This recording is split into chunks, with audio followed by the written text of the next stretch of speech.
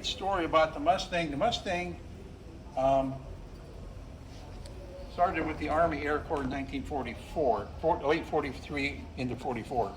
It was originally built not for the United States, but for England.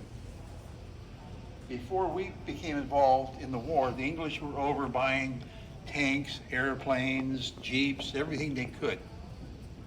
And they went to North American Aviation and asked North American to build the P-40 under license. And North American says, no, we'll build you a better airplane.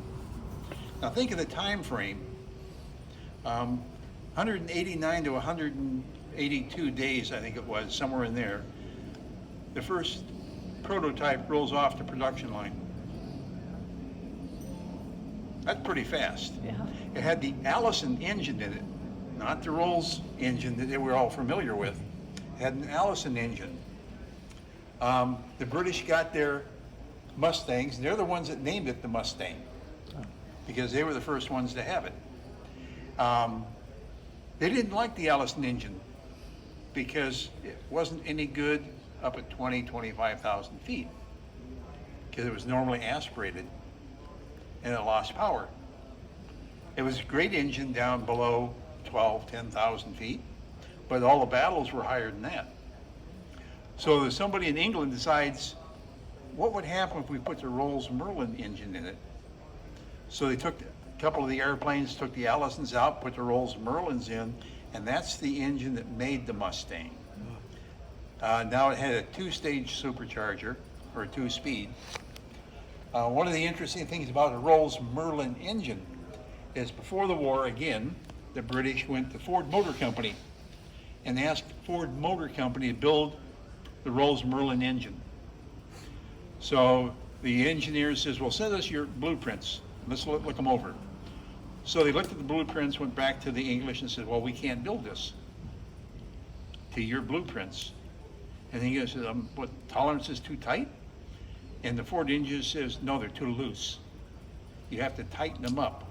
I have to be able to grab any piston and put it in any cylinder without thinking about it.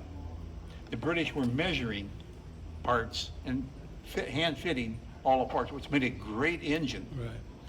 But remember the war, these engines weren't going to last a couple of hundred hours, so you didn't have to have a perfectly precision engine. So Henry Ford then says, no, we're not going to get involved in World War II.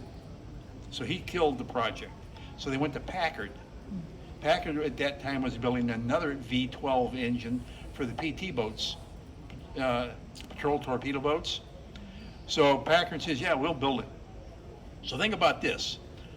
They had no building, they had no machine equipment, they had nothing. In 18 months, the first Packard engine rolls off the production line. Think of the time frame, 18 months to build a building, get all the tooling you need, design the tooling you need, and they built 54,000 of them during World War II. Incredible. It's just amazing when you think of time frames, how they're compressed Yeah. during the war. This particular Mustang, we feel, is probably the most authentic Mustang in the world. It's a flyable Mustang.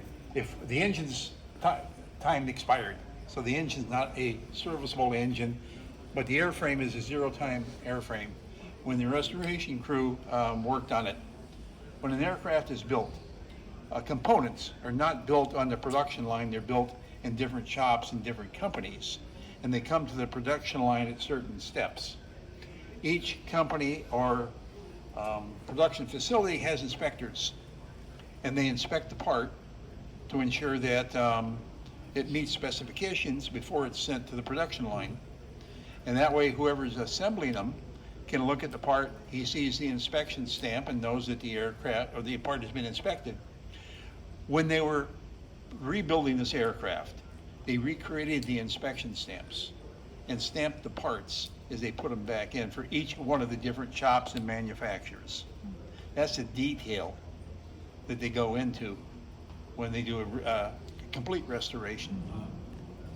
So this aircraft is painted as Colonel Eagleton's aircraft.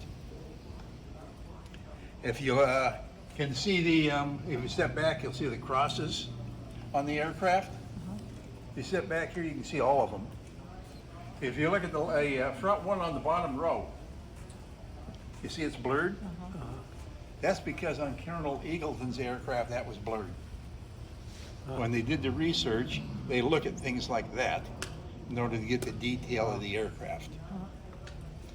So this is, again, I say the most original that we know of, because it has all original parts. Whereas many of the other Mustangs have aftermarket parts, because you can't find original parts. But again, another incredible restoration.